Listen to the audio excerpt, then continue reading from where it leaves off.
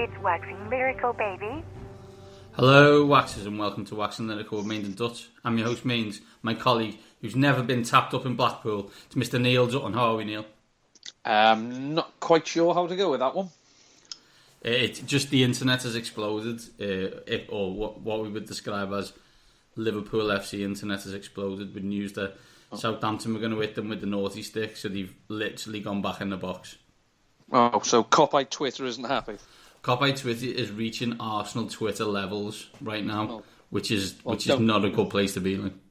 Well, don't tap players up. Don't get caught tapping players up, Neil, because everyone does it. It's that world. But this isn't a soccer pod. This is an American football one. And are we American football heavy this week? Dutton, post Dusseldorf, he survived just. Although last night did go to bed earlier than most because of no voice due to a magnificent singing a bat out of hell. It wasn't as good as My Barbie Girl, but that's another story for another time. Please tweet me if you want to see the video of Barbie Girl. Please don't. Thanks. Dutton did two brilliant interviews last week, and as I wasn't here because I was in Italy, they're obviously tremendously Eagles-centric. If you can believe it, Dutton actually spoke to John DeFillippo, the quarterback coach of the Philadelphia Eagles. Not really sure he pulled that one out of the bag, but he did. Brilliant interview talking rookies, backups, and just quarterback coaching in general. And then he spoke to the brilliant Jimmy Kempski to discuss Eagles OTAs, which players are getting cut, and obviously they could joke about Washington as I wasn't on the phone. The training wheels were off. The training wheels were indeed off. Both excellent interviews, which we will play back to back momentarily. Before that, we wanted to discuss three bits of news. First of all, I don't know if you know, but Jeremy Macklin's been cut. Yeah, I had heard a rumour, yeah. So our message, our group message, somehow, due to the fact that people were in and out of that group message during the day, sent it 4 different times to explain to everybody else that Jeremy Macklin had been cut when every other effer knew. It's if we go on it's weird, right? Because, correct me if I'm wrong, Andy Reid was at Macklin's wedding days previously, so I assume there's a penny to drop that we don't know about right now. Yeah, but I mean, if we're gonna go too far down that he was at the wedding thing, I mean, let's remember, Michael Corleone stood godfather to Carlo Rizzi's children.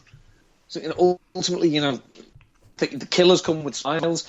It was slightly strange, but it was a move towards the future because it was easier for the Chiefs to get out of Macklin's deal in 2017 than it would have been in 2018, when literally they're going to be penny pinching against the cap. They have ludicrous cap responsibilities next year. And to be honest, wide receivers in Andy Reid's offense, that's not where he gets his play from. On the was it the rote of his? Yeah, on the rote of his report, they pointed out that in 17 seasons, Andy Reid has had 2 wide receivers finish as wide receiver ones in fantasy. So that's, top 12 wide receivers. He doesn't run his offense through wide receivers. Doesn't do it. It's running backs, it's your tight ends. And so it's, is Travis Kelce still there? Yes. Okay, we're safe. Has he still got a plethora of running backs? Yes. Okay, we're okay. Let's not panic too much. And let's also not buy Tyreek Hill like he's going out of fashion. This is where it's a weird one, isn't it? That they've got Patrick Mahomes in because they don't think Alex Smith, I guess, can get them over the hump, or he's reaching that age where he needs to move on. And in theory, all Patrick Mahomes is going to do is be Alex Smith. Well, is he going to throw it over 15 yards because there's no one to throw it to over that distance? Well, Tyreek Hill, as I say, and I'm just jumping on the various bandwagons that Matt Kelly and other people have pointed out, is a remarkably inefficient wide receiver. If you look at his numbers as a wide receiver last year, he was awful. Yeah, he caught virtually everything, but literally they were handoffs. He was so close to Alex Smith. Yeah, he had a few 50-yard runs and whatnot, but can you count on them? I mean, what we're going to say is you were inefficient with, a very low market share. Let's give you 25% of the targets and see just how inefficient you are. Oh, but he can peel off the long runs. Yeah, but if he's being battered by cornerbacks and safeties because of all the receptions he's now got, he's not going to be able to run. He's a gadget player. So he's not going to be a wide receiver. So if we look at Macklin from his side, he visited Buffalo. He's left Buffalo now. I believe he's on his way to Baltimore. Are there any other teams we expect him to go to? And if you were Buffalo, why did you let him out the door? Because I'm assuming Baltimore won't. Because Bills are going to bill. I've heard that the Browns have done their due diligence on him, but as he's nearly 30, that pretty much makes him not really suitable for the Browns. And of course, because this is what the Eagles do, Eagle Twitter is all about the reunion with Macklin. Why can't players leave Philadelphia and never come back? Why is there always talk of reunions? Oh God, it gets on my nerves. Literally, here's the only Eagles player who I've seen come back and be good. Jeremiah Trotter. I don't know who that person is. I wish he's never spoken on this pod again. Otherwise, you will be seriously muted. Yeah. I personally I think he's a better fit for Baltimore than he is for Buffalo. Because I'm speaking with a fantasy hat on, of course. Baltimore are going to throw and throw. Buffalo are going to run and run. But if I'm Baltimore, I'd rather have Eric Decker. Yeah, and I suppose that moves on to the second story we want to talk about. There's pretend tanking, there's tanking by accident, and then there's blatant disregard for your fans, your fan base, and anybody associated with the Jets in 2017, as you literally get rid of anybody who's any good. It's as I say, it's not as if they're clearing the decks to get all this cap space to sign one of their studs, because they don't have any. Ryan Conway, who we followed, who we used to work with, contacted Bet365 and just said, not being funny, Bet365, what are the odds on 0-16 for the Jets? And Bet365 only gave him 20-1. That's not very high. And I'm not sure I'd take them odds because, teams can back into victories, although the Jets will be trying awfully hard to only back into one. See, I'm in the later stages of an NFL 10 with some of the writers from Rotoviz, and I still haven't picked a team defense yet. Now, I'm tempted, now I know that none of them are going to be listening, I'm tempted to take the Patriots defense, the Bills defense, and the Dolphins defense, because there's 6 weeks in the season where they're going to be placing the Jets. And if those defenses don't take advantage of those 6 weeks to finish as the highest scoring fantasy defenses, well, they're doing it wrong. I mean, I know 3 defenses is a little excessive, but I just think that could be an advantage that I could use. Yeah, I mean, you could. I mean, what are they saying to Todd Bowles? If you go 0-16, we'll back you. If you go 0-16, we'll fire you. Todd Bowles must be in on this decision to some extent. You'd hope so, Dutton. And I guess McCann's is going to be the same. Is everyone involved said? What was Woody Johnson said? You're going to stink. We're getting a quarterback. Accept it, and I'll give you another year. Or is he done it and said, "Oh, and by the way, you're going to be fired anyway, but do this properly and we'll treat you right"? I don't know, because it's, as you said, it's not like they've kept some. I just look at the team and think, oh my God, it was terrible last year and it's got infinitely worse. There's no hiding the fact that they want a quarterback. As we stand now, there seems like there are quarterbacks, but it's the 7th of June and you don't pick for another 10 months. A lot of things can happen in that period of time, and they've left themselves now that they have to pick one. And they're going to stink this year really badly. Well, we know how good, how loyal a sidekick desperation is when you go shopping. In the sense that, in no way would that blind you to something that looks absolutely ludicrous to other people.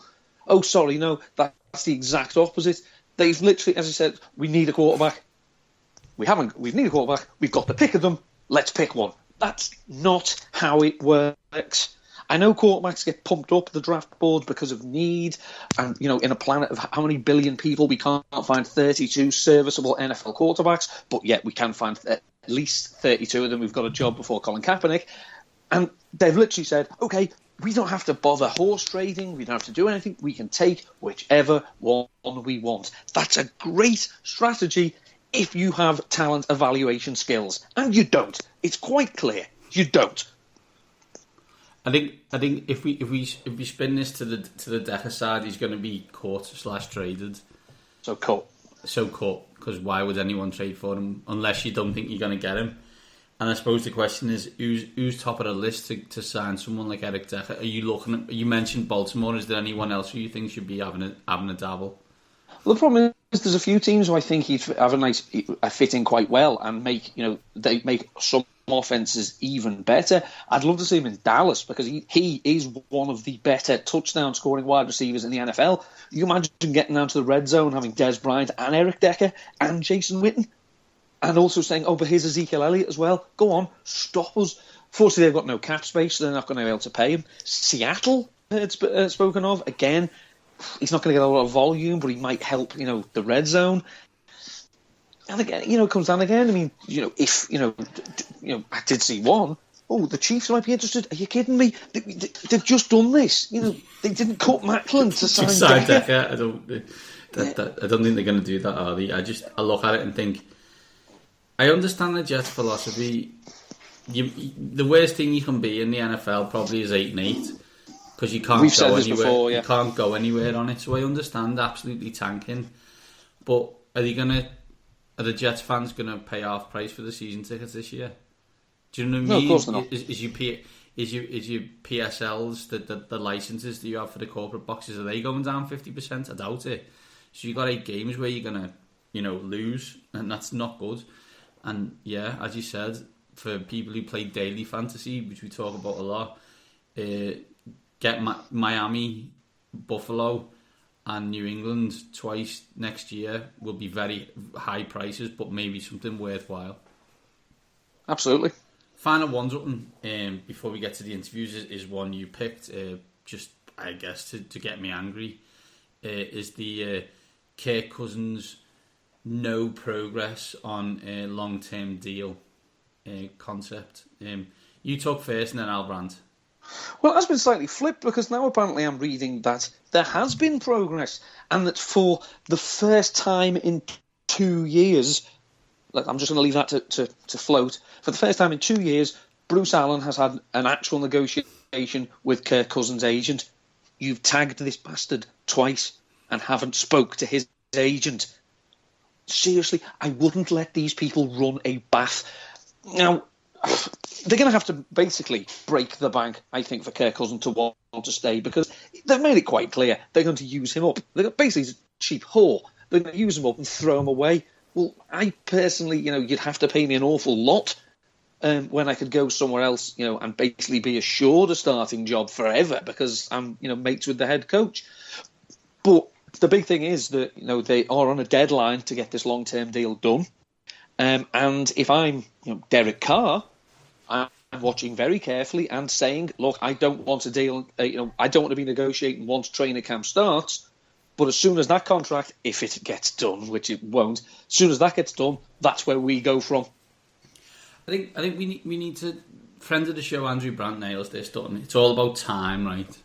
And at the moment, there's still a lot of it. So there's not urgency on either side, although we think there should be.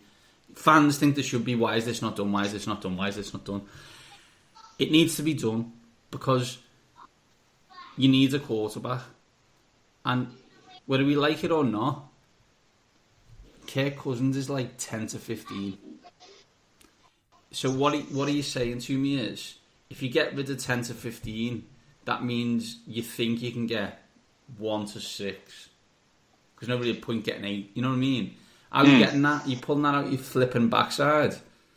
Because in theory, you've actually built, for the first time since 1992, a credible roster, deep with talent. So if you don't have a quarterback, but have a talented roster, you're not going to be shit. And if you're not going to be the Jets, then you're not getting a quarterback unless you then ransom everything to up again. And we're back in the same world of then your roster depletes because you haven't got any draft picks. It's like, does anyone ever watch Charlie Brown? Washington or Charlie Brown running towards the football, and then they pull it away and they kick it and he misses it and it falls over, and then they're like, do you know what, I'm going to do that again. Sign the guy, play the guy, accept what you've got, and understand that, you know, you can win playoff games with this guy with talent around him. Okay, he's not Tom Brady, that's fine. He's not Drew Brees, it's fine. He's not Ben Roethlisberger, okay? But he's Kirk Cousins. And in Jay Gruden's offense, he has been excellent. The issue the last 2 years has not really, apart from red zone issues, has not been offense, it's been defense. You've attempted to fix defense in the off-season and done, I would say, a reasonable job at that. Therefore, while everyone talks about Dallas being amazing and the Giants being amazing and the Eagles being better, I'm looking going, yeah, but are they though? Because I don't think they are. So this team is in a position to win 10 games again this year. That's nothing to be sniffed at when you're Washington. That's 3 years on the run. They should have won 10 games. You know, that's good. Keep doing that. Because 1 year, 10 will become 13 just by accident. And then you're the but one of course, seed. Yeah, but as we know, you know, they play in a division with, as you say, the Eagles, the Giants, the Cowboys. It's it's quite a competitive NFC. Obviously, they have 4 games a year against the AFC, but we all know that the Washington Redskins' biggest opponent is the Washington Redskins. Exactly, and this is the issue, Dutton, and until they get over that lump, however they do it, I don't know. At the moment, I feel that I'm in a position in all my sports. I'm in a position where I secretly should have good owners, but I don't, and I'm not sure why. Because they have all the tools in place to be good owners, but for some reason they can't seem to get out their own way, and it's beginning to infuriate me. Well, it's the idea, you know, that infinite monkeys given infinite time will write the combined words of Shakespeare. Yeah, that's a lovely story. They'll also write an awful lot of crap before they do that. Exactly. Well, Dutton, do you know what? I can't talk about Washington anymore. We've gone through the news of the week, I guess. So let's do back-to-back interviews. Firstly, Dutton speaks to John DeFillippo. What's his name? DeFillippo. John DeFillippo, the quarterbacks coach of the Philadelphia Eagles, to talk all things quarterback, really. Give us a real insight into what a backup does. You know, how's Carson Wentz getting on? And what's John's job day to day? And then Dutton speaks to Jimmy Kempski to talk about OTAs, to talk about which Eagles pretty much are going to get cut soon. And then a little bit of banter about Washington, because I wasn't there to defend them. Well, I do. So let's do this. Delighted to be joined now by John DeFillippo of the Philadelphia Eagles. Thank you very much for stopping in for a few minutes, John. It's great to talk to everybody. Thanks for having me on. So first question, really, how are you enjoying being back at work, as it were, with the players after the long off-season, as it were? Yeah, it's always great to have the players in the building and out doing football. And, you know, now that we're in our OTA session, you know, we're allowed to do a little bit more with the players, which is great. You know, we're hampered by the new CBA rules where, you know, we're not allowed to really even contact our players, you know, until they come back for the off-season program or talk football with them. So it's always great to be out in the field and see our guys getting better. I mean, that must be frustrating to have that restriction on these people that essentially for the next, you know, for 6 months of the year to probably longer, that you're going to be in constant contact, and then there's just this period where you're not allowed to speak to them at all. That must be an odd situation. Yeah, I'll tell you, the first week after the season, you stare at the wall and you're like, what am I supposed to do with myself? You know, after the season's so long. But, you know, everyone needs a break. It's good for those guys to get away. the hard part about it is just the development of the young players. And, especially at the quarterback position, which I happen to coach. And so, the development, back when I came into the NFL, guys used to be in February and early March. So it's just a little bit different. Everyone's adjusted and goes by the rules. But, it definitely hampers some progress by some young players. When it comes to the role of quarterback coach, how difficult is it to... I mean, are you there really to... enhance and work with the players to help them become better quarterbacks, or are you there specifically to help them learn a specific scheme? Because obviously all offenses are similar, but they're not exactly the same. And having gone from place to place, is that a challenge? Yeah. To answer your first question, it's both. It's both those roles. I mean, you need to be up to date on the mechanics of obviously playing the quarterback position in terms of where the ball is being released from, footwork, shoulders, finish when you're finished throwing the football, all those things that take time to learn. And luckily, I played the position in college and for a long time, and so I did it myself. So that obviously that helped. And then the second piece, like of your first question, is definitely, I mean, we're meeting every day on scheme and on our scheme and getting a better knowledge of our scheme and teaching, we say where all the bones are buried in every play in terms of knowing where to go with the ball against every look that the defense gives us. And, that's a challenge because, like you said, it's a challenge in this league. It's because the season's so long and there's really good coaches on the other side of the ball as well. And players. So, it's a challenge every day, but I tell you, it's a lot of fun and we have a lot of fun doing it. I mean, obviously, at the Eagles, there's yourself, the quarterback's coach, there's Frank Reich, the offensive coordinator, and there's Coach Peterson, who are all quarterbacks. So, I mean, are you pretty much all in sync, in terms of what the lesson is? Or would it be you might teach something, whereas Coach Reich might come and say, no, we want to do this differently, but Coach Peterson might say, something entirely different? Or does the message start with the top man and then filter down to yourself? Absolutely, and I'll tell you, the two guys you just mentioned, Coach Peterson and Frank Reich are fantastic. First off, they're fantastic people who happen to be fantastic football coaches. So I think, I've learned a ton from them in terms of how they see the game, and they've played in this league a long time, and I think we've all learned a lot from each other. And obviously, what the head coach says goes. I mean, there needs to be, in football, there has to be, a chain of command. Somebody has to make the final decision, and obviously, as the head coach, Coach Peterson does that and does a great job of it. But the other thing is the three of us collaborate a lot and talk a lot, to make sure we're on the same page. So, I mean, it's a collaborative effort, but at the end of the day, obviously, the head football coach makes the decision. You've worked with some like veteran quarterbacks, not just with the Eagles, but in other places, but you've worked with quite a few rookies as well. What's the hardest thing to help rookies when they come into the NFL that's the biggest difference from the college game to what the pros is like? That's a great question. And, the biggest thing, there's two things. There's two things. Number one is the speed of the game. And not only the speed of the game, but how fast you have to process information and a lot of information to make a great decision on the field. So that's number one. Number two is the length of the season. Not only physical length, but mental length. And it's a mental grind every day to get yourself in the building and prepare like you need to prepare to play quarterback at this level. I talk to our guys all the time about quarterback lifestyle. Playing quarterback in the National Football League, it's not a job, it's a lifestyle. And every day you have to be thinking about football, breathing football, eating football. Very, very limited time are you not thinking about something to do with football. And the guys that embrace that challenge succeed in this league, and the guys that don't usually go by the wayside pretty quickly.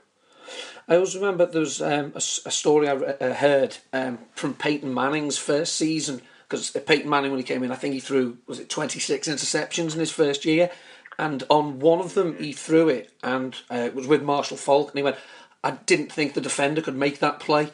And Faulk said to him, in the NFL, every defender can make that play. That must be something different to, I'm not, in college, if they've been at a particularly dominant school, they might have been able to get away with an awful lot, whereas in the NFL, the margin for error is much, much smaller. Absolutely, 100%. And I mean, when you watch an NFL game, there's rarely is anybody really wide open.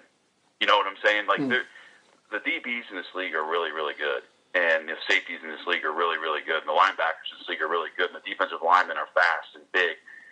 Obviously, this is the best of the best. I mean, there's no other higher level than the National Football League. So the windows are tighter here. You have to throw on time. Playing quarterback in the NFL is all about decision-making, timing, and accuracy. Decision-making, timing, and accuracy. And you got to be able to throw in tight windows.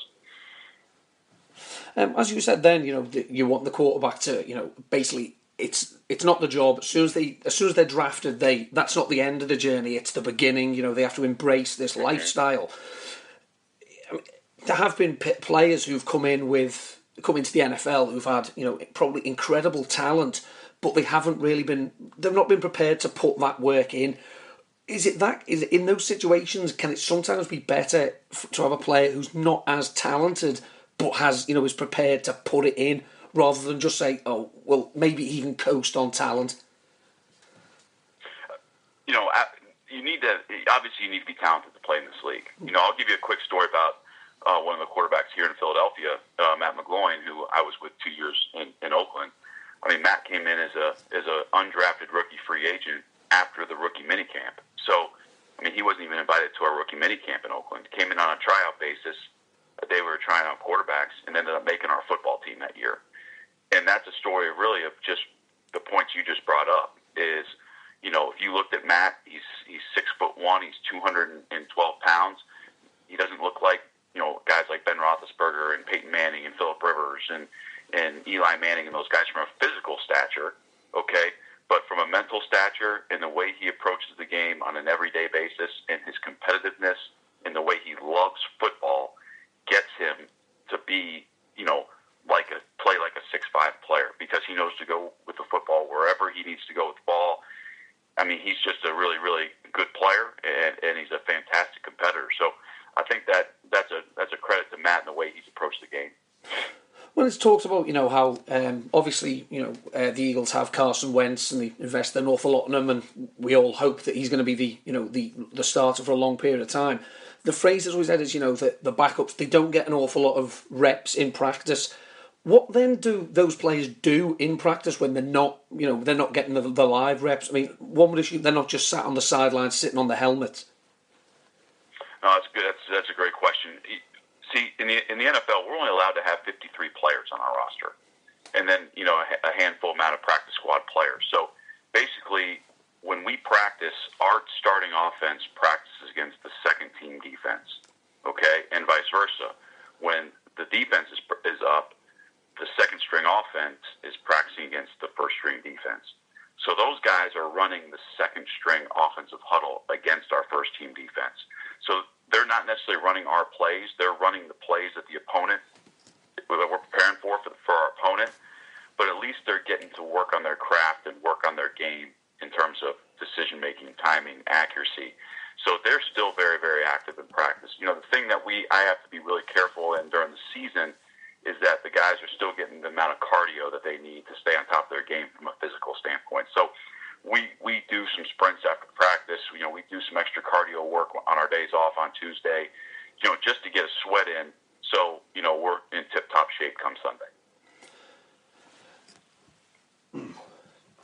So there's the second team offense in a situation where there's two backup quarterbacks, like with Nick Foles and Matt McGloin now. Would they alternate running the second team offense? Yeah, we would split the reps. Yes. So if it was a 12-play period, we'd go 8-4 or 6-6. So we'd split it up between those two guys. Sure. Nice. There was a book in the early 2000s. It was about the Baltimore Ravens. It was Next Man Up, and it was a large part of the book concentrated on Kyle Boller and his relationship with the quarterback coach and the offensive coordinator.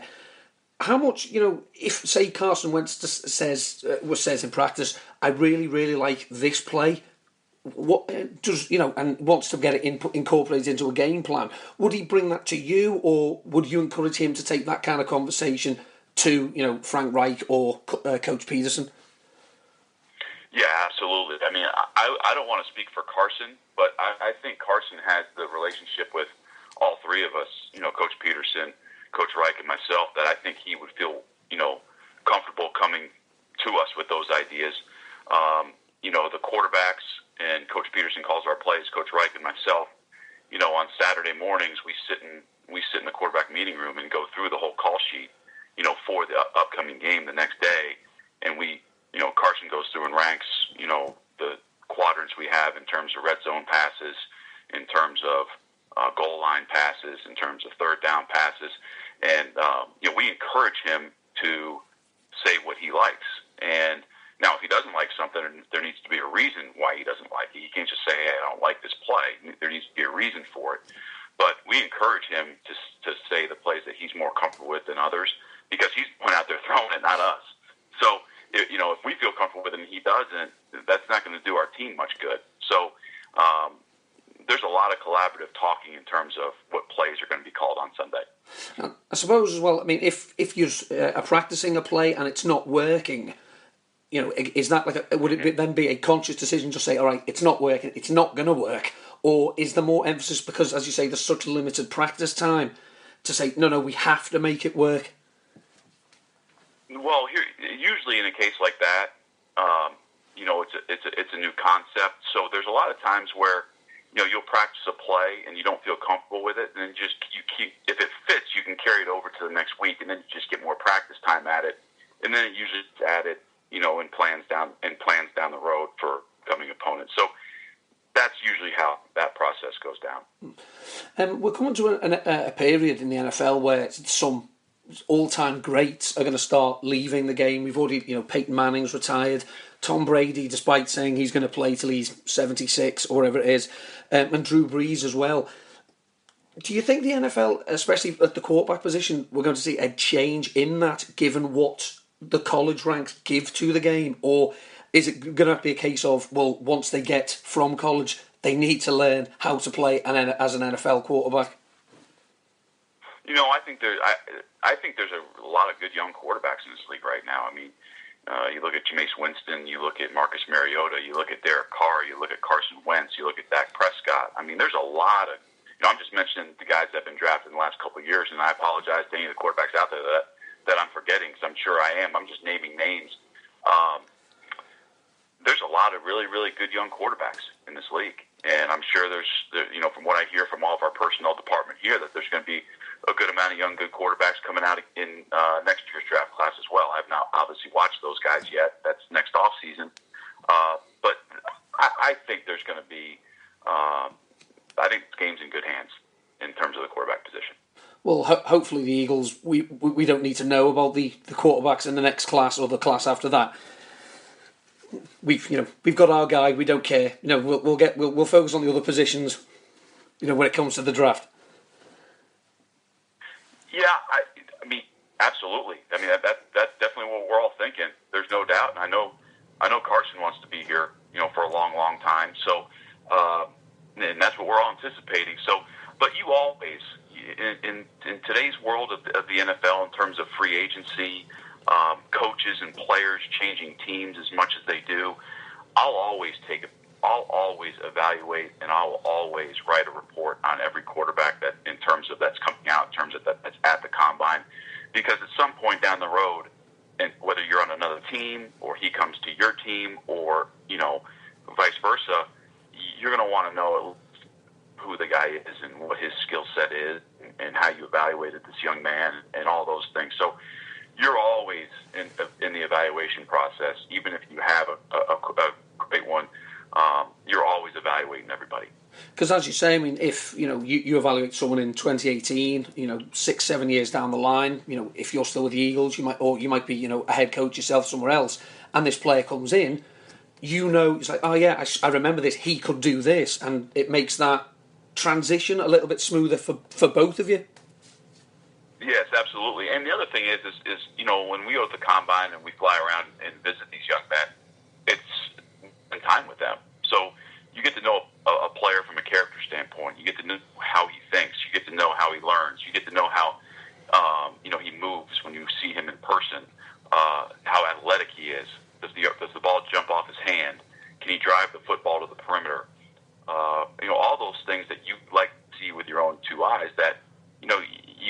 on tape, but you really don't. I mean, you do, but you don't. You want to see it, you want to see it live.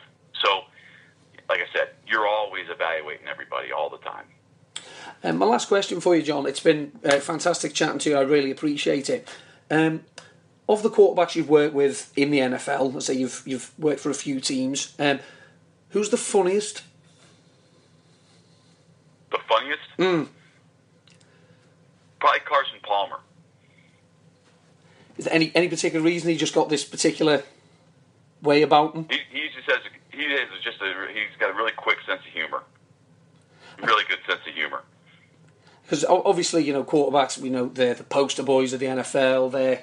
They'll always be in the MVP race, and whenever you see, Right. players mic'd up, on sound effects or the shows like that, they always want to see what a quarterback says. And I've seen a few with Carson, and obviously on All or Nothing as well. The show that he does seem quite dry, because as we said, it's a serious job. It's a life. But, you'd like to think that some people have still got that bit of quirkiness in them as well. Yeah. I mean, Carson's very, very serious when I'm talking Carson Palmer here. He's very, very serious when he's playing the game, obviously, and very serious in practice. He's got a great sense of humor and is a fantastic person. Well, Coach, it's been absolutely fantastic talking to you. I really appreciate it, and hopefully we can speak again at some point. That would be great. I appreciate everyone listening, and really appreciate you calling and allowing me to be on your show. Delighted to be joined now by Jimmy Kempski of the Philly Voice. You can find him on Twitter at Jimmy Kempski. Jimmy, thanks very much for joining us. Of course. Happy to be on. Excellent. I mean, as I say, you're one of the of the best Eagles beat writers, so by definition, one of the best beat writers in the country. So it's always good to have someone like yourself on. Thank you. Appreciate that. Obviously, this week, has been the organised team activities, the OTAs. I just wanted to ask you a few questions, really, about how they've gone from your vantage point. I mean, are there any players who are really standing out? I mean, I know, obviously, playing football without pads and, everything is a sure sign that they're going to be superstars. So is there anyone who's really caught your eye? Yeah, I mean, the guys that I was focusing on really were, first of all, the new players, the guys that they signed in free agency, like Alshon Jeffrey and Torrey Smith and, those kinds of guys. And then obviously, of course, the rookies that they drafted. So I was trying to, get a good look at those guys. And from that group, the guy that I really thought stood out yesterday, and again, we've only been actually at 2 practices so far. So we were at one last week. It was last Tuesday. And then we were one yesterday. So they're probably, not only as you prefaced it, as you prefaced it by saying, they're in shorts and not in pads, we've also only been to 2 practices, so it's not really much of a sample size there. But I will note that the guy that I thought had a really good day yesterday was on Tuesday this week was Rasul Douglas, who he actually got beat on one fade pattern from Carson Wentz to Alshon Jeffrey. Alshon Jeffrey took the ball and spiked it at him. But that play aside, and he was right there for that play, so I don't want to make too much of that play, but that play aside, I thought he had a great day. I mean, that guy just gets his hands on a lot of passes. He had 3 consecutive plays during one red zone drill in which he broke up the pass. 3 in a row. It's pretty impressive. And what I like about him is he's always looking for the football. I mean, you look at the Eagles and the corners that they've had over the years, and it seems like, after Asante Samuel, once he was gone, none of the Eagles cornerbacks look for the ball. They're not looking to make plays on the football. They often have their backs turned, especially on deeper passes down the field. But Douglas always knows where the ball is, and that's pretty evident from what he did in college at West Virginia, his last season there when he led the NCAA with 8 interceptions. So that's a guy that's always looking to make a play, and he seems to be aware of where the ball is at all times. And he seems like a smart player. So I thought he made a really nice impression yesterday. I mean, obviously, we'll start there with the positive. We now get befitting my nature and the Eagles in general, I think. We'll flip to the negative. Has anyone caught your eye for how bad they've been? I wouldn't say anyone's been really bad. I mean, Dorial Green-Beckham, I've just kind of gotten used to him not playing well. I mean, it blows my mind how he just can't win contested catches with how big he is, being like 6'5", 230, 240, or whatever he is.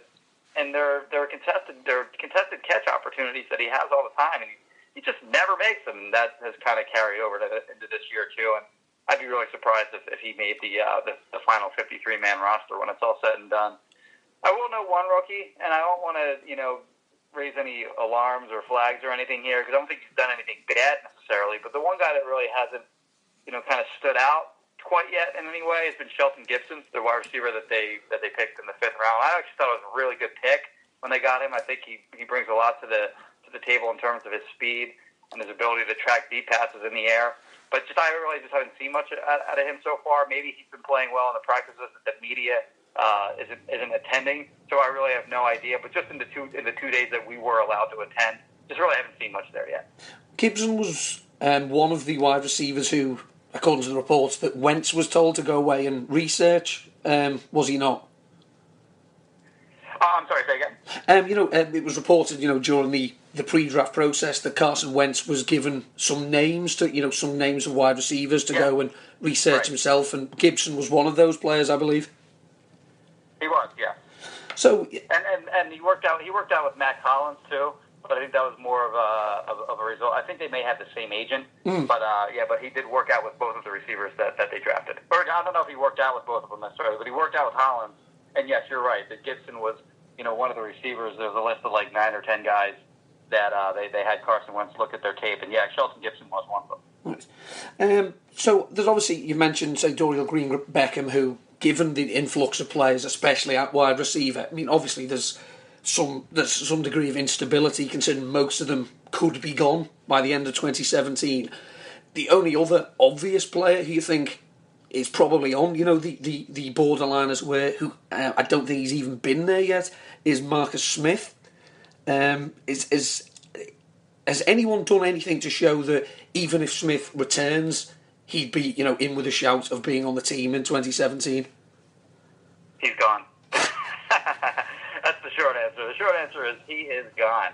And from my view, the only way that he had a chance of making the team to begin with was to have a strong OTA session and then also minicamp session, because on the 3rd day of training camp this year, he'll have a roster bonus kick in that's worth $600,000, which isn't a ton of money by NFL standards, but it's significant enough where they probably opt not to pay that to what they're getting in Marcus Smith, in addition to his salary, which is, he's totally cuttable this year without much in the way of penalty. So I figured, OTAs and minicamps, if he really stood out in some way, then maybe they pay that roster bonus and they give him a chance to make the team throughout training camp, or he would, in my view, have to continue to play well. But if he's not even there, then he's going to be out the door. That's pretty evident that his time with the Philadelphia Eagles is very much running short.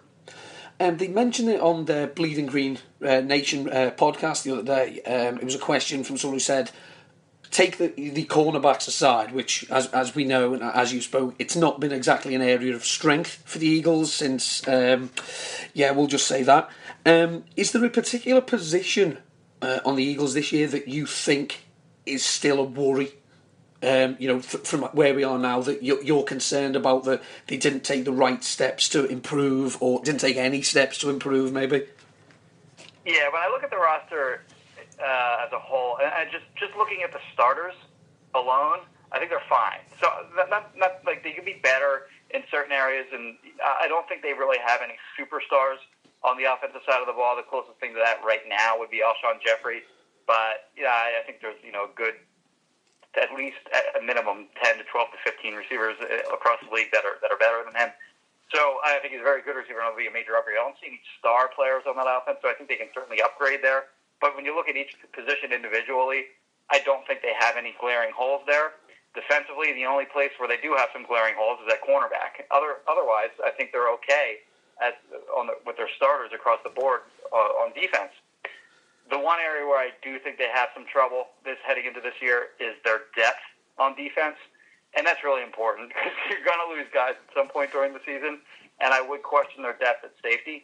I'd question their depth, of course, at linebacker, and then I'd question their depth, even beyond the starters at cornerback. Obviously, they don't. If your starters aren't good, then your depth probably isn't going to be good there either. So their depth at corner would be a big concern for me as well, even if you do lose some guys there. I do think they have decent depth along their defensive line, but Defensive tackle could be an issue. Defensive end, they look to be pretty solid there with Curry, Graham, Long, and Barnett now. So yeah, all across the defense, I think their depth is a little bit of a worry. They have somebody go down, and they could be in trouble. Obviously, if saying people go down, if Carson Wentz was to be lost for any length of time, would you be confident that the returning hero that is Nick Foles could execute the offense adequately, or is that literally if Wentz is lost for any length of time, then that's it for this year? Well, if you're hitching your wagon to Nick Foles over the course of a season, that's not going to go well. But can he win you a game here and there? Yeah, I think so. I mean, you look at what he did last year, even just in Kansas City. He had to play 2 games for the Chiefs, and he actually played pretty well. And he played really well in one of those games. In the other game, he was okay. They were playing the Jaguars, so they were able to beat them with Foles, with just an okay Foles.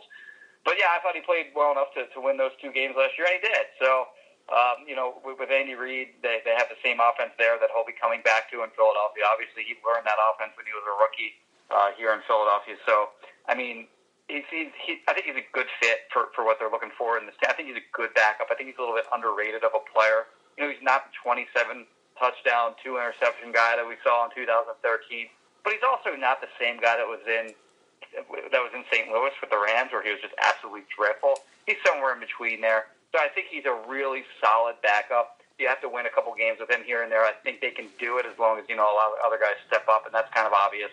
But yeah, I think he's certainly a solid number 2 option. But if you're going more than 3 or 4 games with him, then your season really isn't going to go anywhere. I think it always reminds me, I think it was a story I read about Tom Moore when he was the offensive coordinator in Indianapolis. And he said, exactly what you're going to say, but go ahead and say it anyway. Yeah, it was, why don't you give the backups more reps? It was just, well, if 18 goes down, it doesn't matter who's taking them, we're screwed. Right. I mean, I'm not saying Wentz is the second coming of Peyton Manning or anything, but, you would hope he may be, so...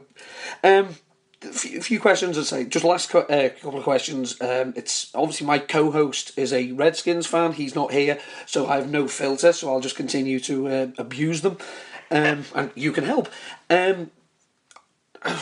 It's hard to say. I mean, why can't they just be normal and quiet? Is it just something about Dan Snyder, or is it something in the water in Washington that they can't just be solid? They've had a good year, then a decent year, and then it all kicks off with McLuhan and Chris Cooley and whatnot. Obviously you're closer to the Eagles than Washington, but yeah, you must sit and watch it and just go, what the hell? Yeah, I mean, at this point, when you look at their ownership and what they have going on there, I mean, anything like this shouldn't really come as a big surprise by now. And I think that was kind of the reaction, even of the Redskins fan base, where they were saying, here we go again with some nonsense. So, yeah, I don't know. I mean, that's a team that I really haven't... I follow them closely, of course, because they're in the Eagles division. But I used to have an NFC East blog, so I really covered them closely years ago. But, yeah, you would really know about the situation as much as I would. But, yeah, so, yeah, I mean, the Redskins, you look at what they did last season, really in the season... before that, they were 3-13, I believe.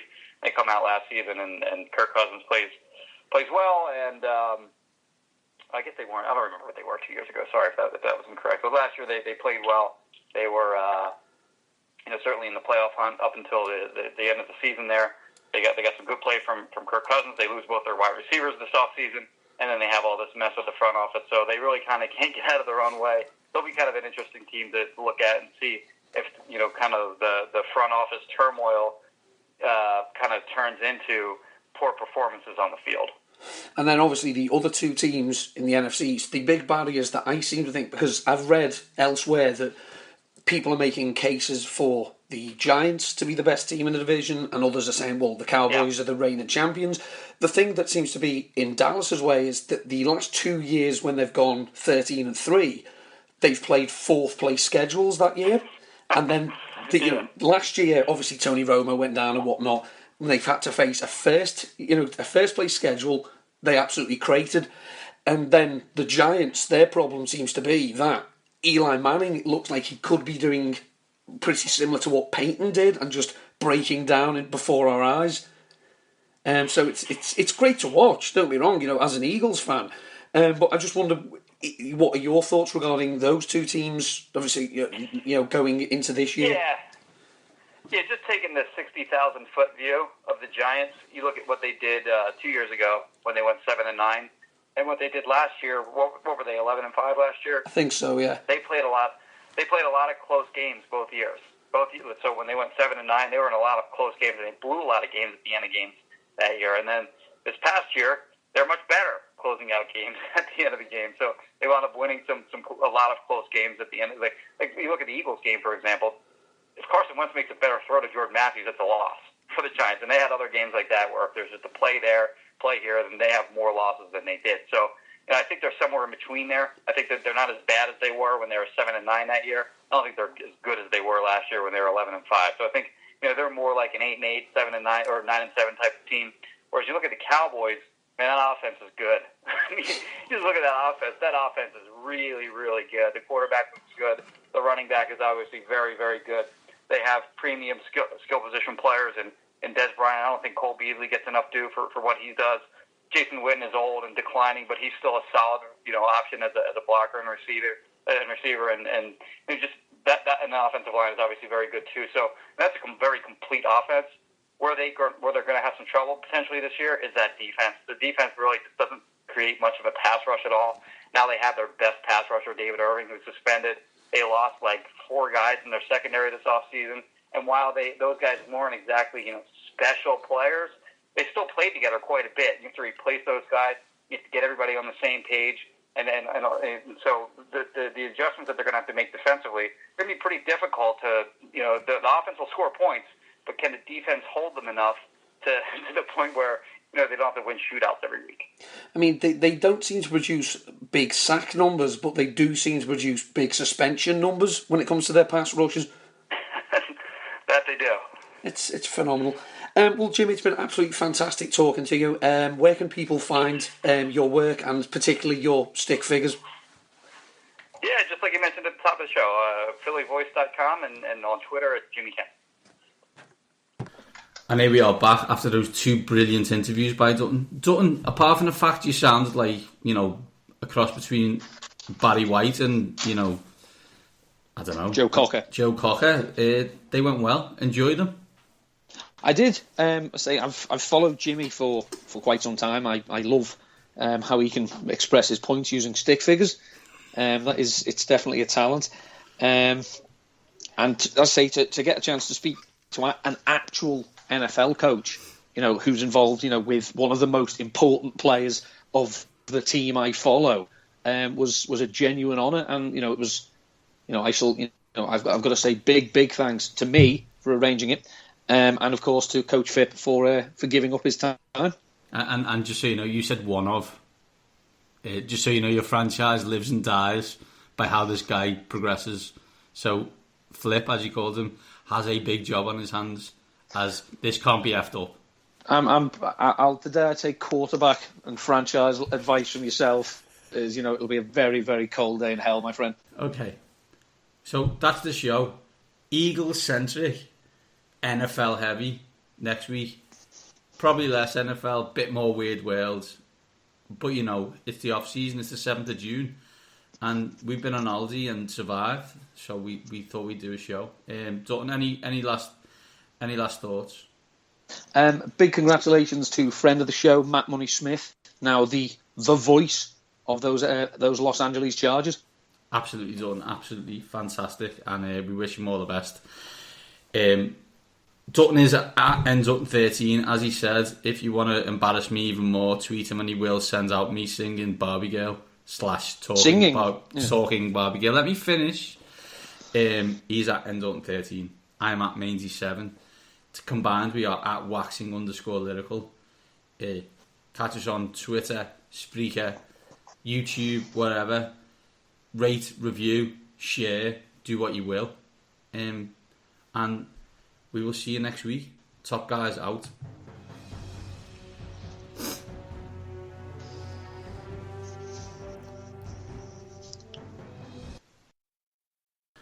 And here we are back after those 2 brilliant interviews by Dutton. Dutton, apart from the fact you sounded like, a cross between Barry White and, you know, I don't know, Joe Cocker. Joe Cocker. They went well. Enjoyed them. I did. I've followed Jimmy for quite some time. I love how he can express his points using stick figures. It's definitely a talent.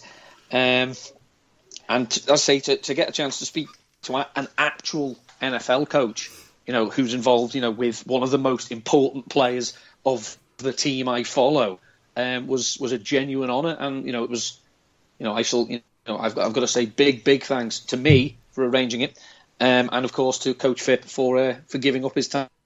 And just so you know, you said one of. Just so you know, your franchise lives and dies by how this guy progresses. So, Flip, as you called him, has a big job on his hands, as this can't be effed up.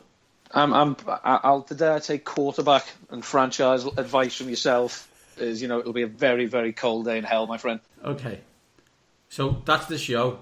Eagles centric, NFL heavy next week. Probably less NFL, bit more weird worlds. But, you know, it's the off-season, it's the 7th of June, and we've been on holiday and survived, so we thought we'd do a show. Dutton, any last thoughts? Big congratulations to friend of the show, Matt Money Smith, now the voice of those Los Angeles Chargers. Absolutely, Dutton, absolutely fantastic, and we wish him all the best.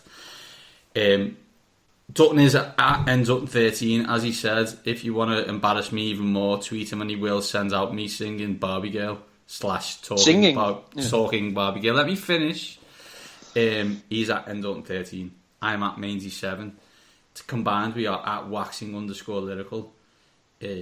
Catch us on Twitter, Spreaker, YouTube, wherever. Rate, review, share, do what you will. And we will see you next week. Top guys out.